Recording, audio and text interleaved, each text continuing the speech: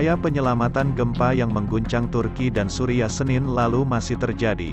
Sejumlah negara dan lembaga internasional terus mengirimkan tim evakuasi untuk membantu menyelamatkan korban yang tertindih reruntuhan gedung. Sebelumnya diketahui, pusat gempa dengan magnitudo 7,8 itu berada di Kahramanmaraş, Turki. Gempa terjadi karena gerakan sesar Anatolia Timur, yang lokasinya berada pada 3 lempeng aktif bumi, yakni lempeng Anatolia, lempeng Arab, dan lempeng Afrika. Berikut 5 fakta gempa Turki.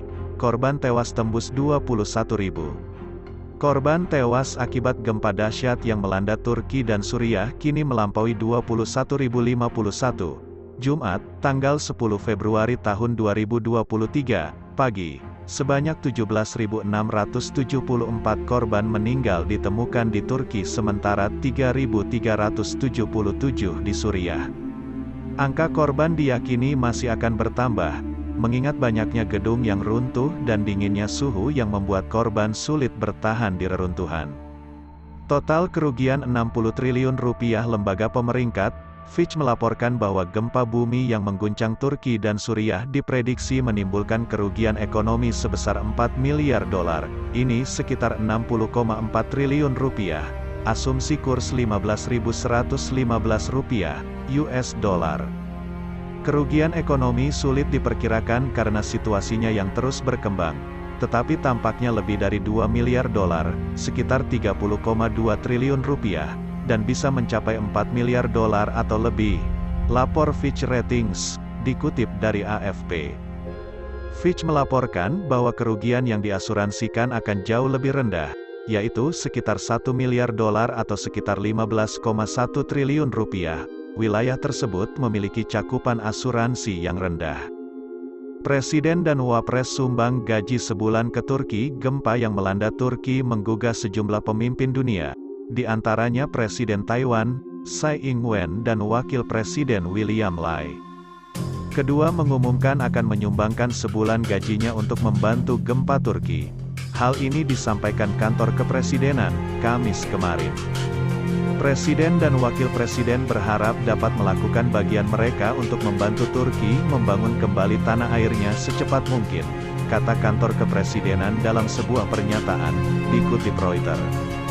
Turki, seperti kebanyakan negara, tidak memiliki hubungan diplomatik dengan Taiwan yang diklaim China, tetapi keduanya mempertahankan kedutaan de facto di ibu kota masing-masing dan ada penerbangan langsung antara Istanbul dan Taipei. Sebelumnya, hal serupa juga dilakukan Tsai dan Lai ke Ukraina untuk membantu pemulihan pasca perang. Mengutip laman yang sama, Tsai digaji sekitar 13.300 dolar, 201 juta rupiah, sebulan.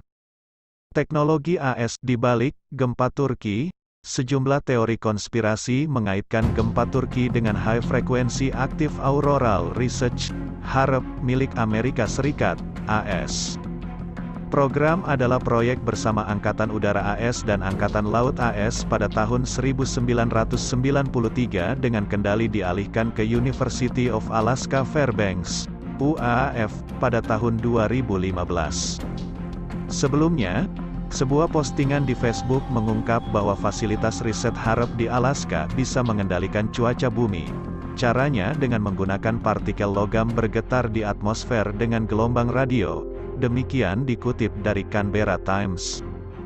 Postingan itu menyebut pesawat digunakan untuk menebar partikel di atmosfer, sebelum fasilitas HARP mentransmisikan gelombang radio ke partikel. Dengan demikian, mereka dapat mengubah cuaca. Namun dalam update terakhir, para ahli mengatakan kepada AAP Fact Check bahwa HARP tidak berdampak pada troposfer atau stratosfer tempat pesawat terbang dan cuaca terjadi. Disebutkan bahwa fitur utama HARP adalah pemancar frekuensi tinggi yang digunakan untuk mempelajari ionosfer, bagian dari atmosfer atas bumi. Transmisi radio HF, frekuensi tinggi, berkaitan dengan interaksi dengan partikel terionisasi, elektron, di ionosfer, di atas ketinggian 100 km. Cuaca di permukaan tanah didorong oleh efek geofisika, sebagian besar pemanasan matahari, ke atmosfer netral yang jauh lebih dekat ke tanah, kata Profesor Fred Meng, seorang ahli ionosfer bumi dan magnetosfer dari University of Newcastle, menggambarkan klaim Facebook tersebut hanya omong kosong. Ada sejumlah besar pemancar HF secara global yang mengarahkan sinyal daya menengah atau tinggi ke ionosfer. Ini digunakan untuk penyiaran radio jarak jauh dan tujuan lain seperti pengawasan, radar, dan memantau keadaan ionosfer, tambahnya. Erdogan di ujung tanduk. Sementara itu, kemarahan warga Turki disebut mengarah ke Presiden Recep Tayyip Erdogan. Ini akibat lambannya tim evakuasi datang ke lokasi bencana. Hal ini kemudian dikaitkan dengan pemilihan presiden pada tanggal 14 Mei mendatang. Gempa bisa memunculkan konsekuensi besar, tak hanya bagi populasi dan ekonomi Turki, tapi juga perpolitikan Turki. Jika ada salah penanganan dalam upaya penyelamatan, masyarakat akan frustasi dan akan ada reaksi pergolakan, ujar pendiri Cribstone Strategic Macro, Mike Harris, dikutip dari CNBC International, Kamis, tanggal 9 Februari tahun 2023, dan masalah lainnya tentu saja adalah gedung-gedung yang telah runtuh. Sejauh ini dibangun di bawah kode baru dan pihak berwenang tidak memberlakukan peraturan. Mungkin ada pukulan serius bagi Erdogan sehingga ia kehilangan kendali atas narasinya, lanjut Harris.